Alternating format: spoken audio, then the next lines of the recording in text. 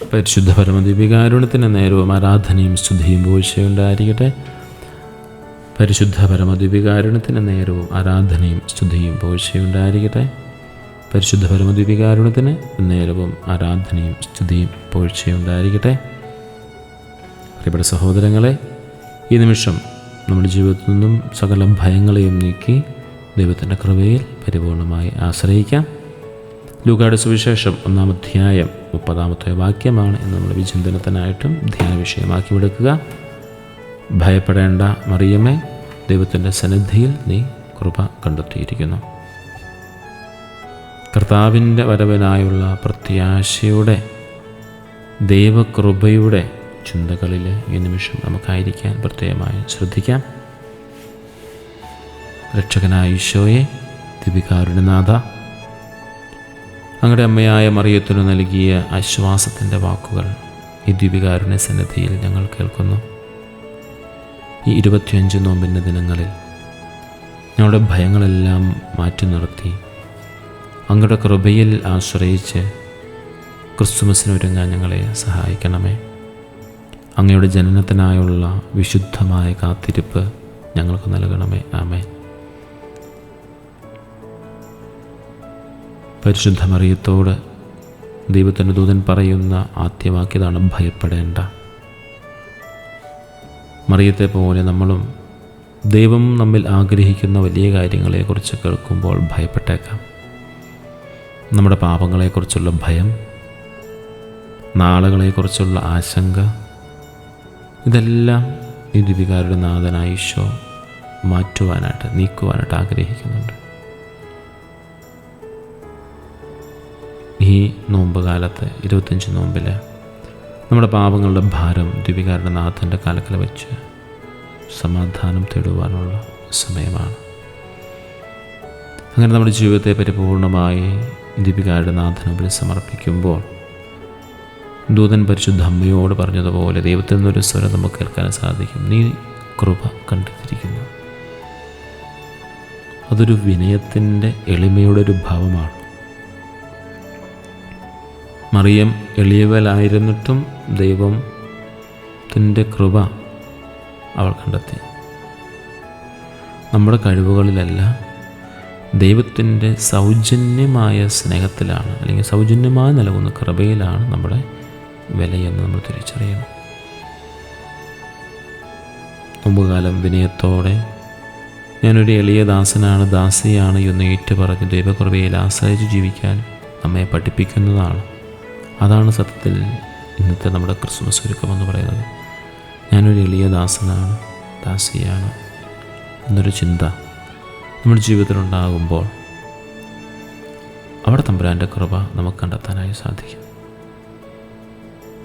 മറ്റുള്ളവരെ കാണിക്കാൻ വേണ്ടിയുള്ളൊരു എളിമപ്പെടലല്ല, ഹൃദയത്തിൻ്റെ ആഴങ്ങളിൽ നിന്നുള്ളൊരു എളിമപ്പെടൽ നമുക്കുണ്ടാകാൻ സാധിക്കട്ടെ. അങ്ങനെ വരുമ്പോൾ ദൈവത്തിൻ്റെ പദ്ധതി എന്താണെന്ന് തിരിച്ചറിയാൻ നമുക്ക് സാധിക്കും. ഭയം നമ്മെ വിശ്വാസത്തിൻ്റെ പദ്ധതിയിൽ നിന്ന് പിന്തിരിപ്പിക്കും. ഇതെങ്ങനെ സംഭവിക്കുമെന്നൊരു ചോദ്യം പരിശുദ്ധ അമ്മയെ പോലെ നമ്മൾ ചോദിക്കും. അവസാനം ഇതാ കർത്താവിൻ്റെ ദാസി എന്ന് പറഞ്ഞ് തൻ്റെ ഭയം വിശ്വാസത്തിന് വഴിമാറിക്കൊടുക്കുകയാണ്. അല്ലെങ്കിൽ പരിശുദ്ധ അമ്മ ആ ദൂതന് മുമ്പിൽ തൻ്റെ ഭയത്തെ, ഇതാ കർത്താവിൻ്റെ ദാസി, ഇതെങ്ങനെ സംഭവിക്കുമെന്ന തൻ്റെ ഭയത്തെ, ഇതാ കർത്താവിൻ്റെ ദാസി എന്ന് പറഞ്ഞ് അവൾ സ്വയം ഭയത്തെ വിശ്വാസത്തിലേക്ക് വഴിമാറ്റിയെടുക്കുകയാണ്. നമ്മുടെ ജീവിതത്തിൽ എങ്ങനെയാണ് സംഭവിക്കുന്നത്? ദൈവം ശക്തനാണ്, അവിടത്തേക്കെല്ലാം സാധ്യമാണെന്ന് വിശ്വസിക്കാനായിട്ട് നമുക്ക് പരിശ്രമിക്കണം. ഭയമില്ലാത്തൊരു ഹൃദയത്തിൽ മാത്രമേ സമാധാനത്തിൻ്റെ രാജാവായ ഉണ്ണീശോയ്ക്ക് പിറക്കാനായിട്ട് കഴിയൂ. നമ്മുടെ ഹൃദയത്തിലെ ഭയത്തിൻ്റെ വാതിലുകൾ തുറന്നാൽ കൃപയും സന്തോഷവും കൊണ്ട് ക്രിസ്മസ് നിറയും. ഭയത്തിൻ്റെ വാതിലുകൾ എല്ലാം മാറ്റാം. നമ്മുടെ ജീവിതത്തിലെ ഏറ്റവും വലിയ ഭയം ദിവ്യകാരണത്തിൽ ഈശോയ്ക്ക് മുമ്പിൽ സമർപ്പിക്കാം. ഭയപ്പെടേണ്ട, ഞാൻ നിന്നോട് കൂടെയുണ്ട് എന്നുള്ള അവിടുത്തെ വചനം നമുക്ക് ഏറ്റവും പറയാനായിട്ട് സാധിക്കട്ടെ. ഭയപ്പെടേണ്ട, ഞാൻ നിന്നോട് കൂടെയുണ്ട്. ഭയം നീക്കുന്ന ദൈവത്തിൻ്റെ ശക്തിയെക്കുറിച്ചുള്ള ചിന്തയിൽ നമുക്കായിരിക്കാം. ഞങ്ങളുടെ എല്ലാ ഭയങ്ങളെയും നീക്കി കൃപ നിറഞ്ഞ മനസ്സോടെ ഈശോയെ നിന്നെ സ്വീകരിക്കുവാൻ ഞങ്ങൾക്ക് ശക്തി നൽകണമെന്ന് ഞങ്ങൾ അപേക്ഷിക്കുകയും യാചിക്കുകയും ചെയ്യുന്നു. ഞങ്ങളുടെ ഭാവിയെക്കുറിച്ചുള്ള എല്ലാ ഭയങ്ങളിൽ നിന്നും രോഗങ്ങളെക്കുറിച്ചുള്ള എല്ലാ ആശങ്കകളിൽ നിന്നും ഞങ്ങളെ വിമുക്തമാക്കി ദൈവകൃപയിൽ മാത്രം ആശ്രയിക്കാൻ വേണ്ടി ഈശോയെ ഭയപ്പെടേണ്ട എന്ന അങ്ങയുടെ വാക്ക് ഞങ്ങളിൽ നിറയ്ക്കണമേ. പാപം ചെയ്യാനിടയാകുന്ന എല്ലാ സാഹചര്യങ്ങളെയും ദൈവത്തിൽ നിന്നും അകറ്റുന്ന എല്ലാ ആകുലതകളെയും ഓർത്ത് ഈശോയെ ഭയപ്പെടേണ്ട എന്ന അങ്ങയുടെ വാക്ക് ഞങ്ങളിൽ നിറയ്ക്കണമേ. ക്രിസ്മസിന് ആഘോഷത്തിന് ഒരുങ്ങുന്ന ഓരോ കുടുംബങ്ങളിലും കർത്താവിൻ്റെ സ്നേഹവും സമാധാനവും കൃപയും നിറയുന്നതിന് വേണ്ടി അങ്ങനെ അവർ ദൈവത്തിൻ്റെ കൃപ അനുഭവിക്കുന്നതിനായിട്ട് ഈശോയെ ഭയപ്പെടേണ്ട എന്ന അങ്ങയുടെ വാക്ക് ഞങ്ങളിൽ നിറയ്ക്കണമേ. പ്രിയപ്പെട്ട സഹോദരികൾ, നമ്മുടെ വ്യക്തിപരമായ എല്ലാ നിയോഗങ്ങളും പ്രത്യേകിച്ച് ഇന്നത്തെ ചിന്തയോട് ചേർത്ത് വെച്ചുകൊണ്ട് നമ്മുടെ എല്ലാ നിയോഗങ്ങളും ഭയം നിറഞ്ഞ നിമിഷങ്ങളും എല്ലാം ഈശോയ്ക്ക് നമുക്ക് സമർപ്പിക്കാം. ഒപ്പം ഹൃദയത്തിൽ പറയാം, ഈശോയെ ഭയപ്പെടേണ്ട എന്ന അങ്ങയുടെ വാക്ക് ഞങ്ങൾ നിറയ്ക്കണമെന്ന് പ്രാർത്ഥിക്കാം.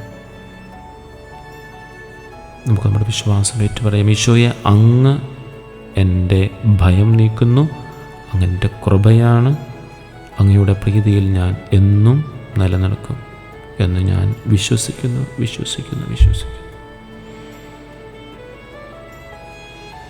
പരിശുദ്ധ പരമദിവ്യകാരുണ്യത്തിന് എന്നേരവും ആരാധനയും സ്തുതിയും പോഴ്ചയുണ്ടായിരിക്കട്ടെ. പരിശുദ്ധ പരമദിവ്യകാരുണ്യത്തിന് എന്നേരവും ആരാധനയും സ്തുതിയും പോഴ്ചയുണ്ടായിരിക്കട്ടെ. പരിശുദ്ധ പരമദിവ്യകാരുണ്യത്തിന് എന്നേരവും ആരാധനയും സ്തുതിയും പോഴ്ചയുണ്ടായിരിക്കട്ടെ. ദൈവകൃപ നിറഞ്ഞ മനസ്സോടെ ഭയം വെടിഞ്ഞ് ക്രിസ്തുവിൻ്റെ ജനനത്തിനായ സന്തോഷത്തോടെ ഒരുങ്ങുക. കർത്താവ് നിങ്ങളോട് കൂടെയുണ്ട്.